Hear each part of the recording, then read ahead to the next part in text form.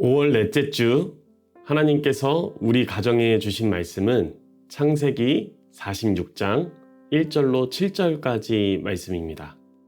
이스라엘이 모든 소유를 이끌고 떠나 브엘세바에 이르러 그의 아버지 이삭의 하나님께 희생제사를 드리니 그 밤에 하나님이 이상 중에 이스라엘에게 나타나 이르시되 야곱아 야곱아 하시는지라. 야곱이 이르되 내가 여기 있나이다 하매 하나님이 이르시되 나는 하나님이라 내 아버지의 하나님이니 애굽으로 내려가기를 두려워하지 말라. 내가 거기서 너로 큰 민족을 이루게 하리라. 내가 너와 함께 애굽으로 내려가겠고 반드시 너를 인도하여 다시 올라올 것이며 요셉이 그의 손으로 내 눈을 감기리라 하셨더라.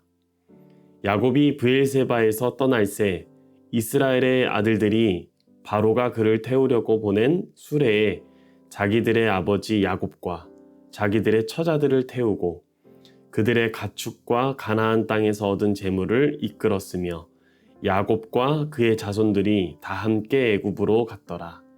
이와 같이 야곱이 그 아들들과 손자들과 딸들과 손녀들 곧 그의 모든 자손을 데리고 애굽으로 갔더라. 아멘.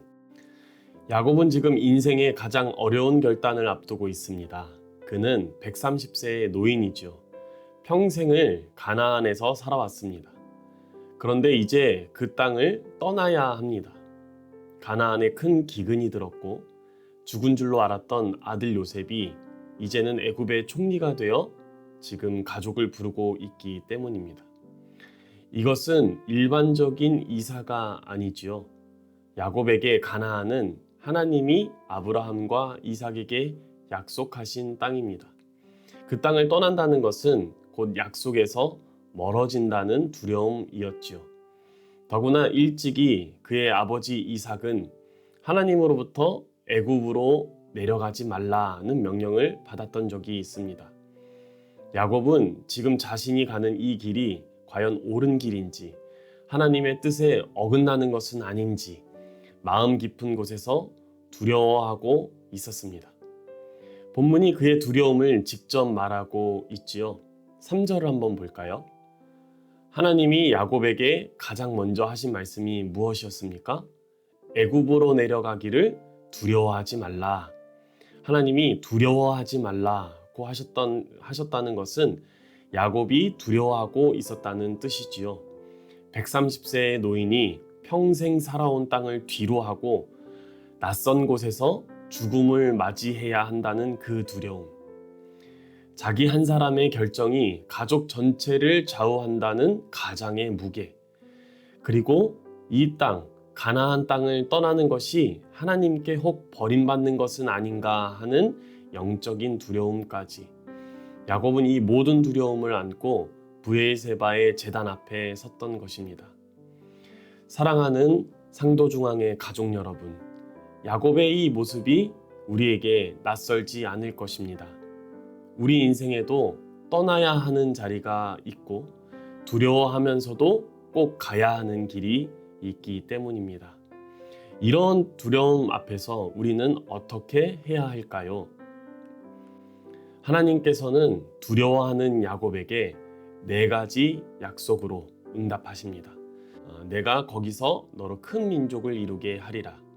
가나안을 떠나는 것이 하나님과의 약속으로부터 버려지거나 잃었다는 그런 것이 아님을 보증합니다. 오히려 약속은 애굽에서 성취되기 시작할 것이라는 말씀이죠. 두 번째는 가장 결정적일 수 있는데 내가 너와 함께 애굽으로 내려가겠고, 하나님은 가나안 땅에만 매여 계시는 분이 아니시죠. 하나님은 자기 백성이 가는 곳마다 함께 하시는 분이십니다. 두려워하는 야곱에게 하나님이 주신 가장 큰 위로는 내가 너와 함께 하겠다라는 이 한마디였습니다. 세 번째, 반드시 너로 인도하여 다시 올라올 것이며, 비록 야곱 자신은 살아 돌아오지 못할 수 있지만 그 야곱의 후손이 반드시 이 땅, 가나안 땅으로 돌아올 것이라는 약속입니다. 이는 400년 후에 출애굽의 예고이기도 하겠죠. 넷째, 가장 인격적이고 친밀한 약속인데요. 요셉이 그의 손으로 내 눈을 감기리라. 야곱이 가장 두려워했을 한 가지, 낯선 땅에서 외롭게 죽지 않을까 하는 그 두려움에 대해서 하나님은 사랑하는 야곱이 그의 아들 요셉에 의해서 임종이 지켜질 것이라고 약속해 주십니다. 하나님은 우리의 가장 깊고 사적인 두려움까지도 아시고 또한 그것에 힘을 더하여 주십니다.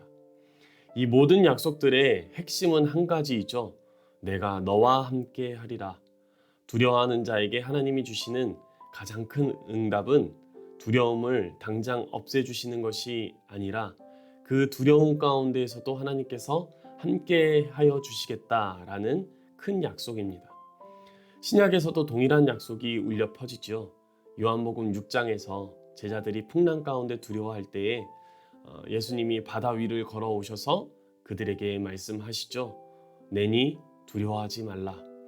그리고 그들이 주님을 배에 영접하자 성경은 배가 곧 그들이 가려던 땅에 당도하였다라는 사실을 우리에게 들려줍니다. 하나님이 함께 하시면 우리는 가려던 곳에 반드시 이를 수 있습니다. 그리고 본문 5절에서 7절을 한번 보실까요? 야곱은 일어나서 떠납니다. 그런데 혼자 떠나지 않고 아들들이 늙은 야곱, 아버지를 수레에 태워서 함께 합니다. 손자도 손녀도 끝까지 한 사람도 빠짐없이 함께 갑니다. 본문은 이것을 강조하지요. 야곱과 그의 자손들이 다 함께 애굽으로 갔더라. 여기에서 우리가 놓치지 말아야 할 한 가지가 있습니다. 하나님이 함께 가시는 그 길을 우리 가족도 함께 걸어가야 합니다. 두려워하는 가족 구성원 한 사람을 보내는 것이 아니라 그 사람 곁에 하나님이 계셨고 또한 가족들도 함께 한다는 그 사실이 얼마나 큰 위로가 될까요? 하나님의 동행이 가족의 동행으로 구체화되고 또한 드러나야 하는 것입니다. 그리고 그 두려움의 길의 끝에서 어떤 일이 일어났을까요? 오늘 우리가 읽지는 않았지만 창세기 46장 28절 이하에 보면 야곱은 마침내 고센에 당도하게 됩니다. 그리고 22년간 잃었던 아들 요셉과 조우하게 되지요.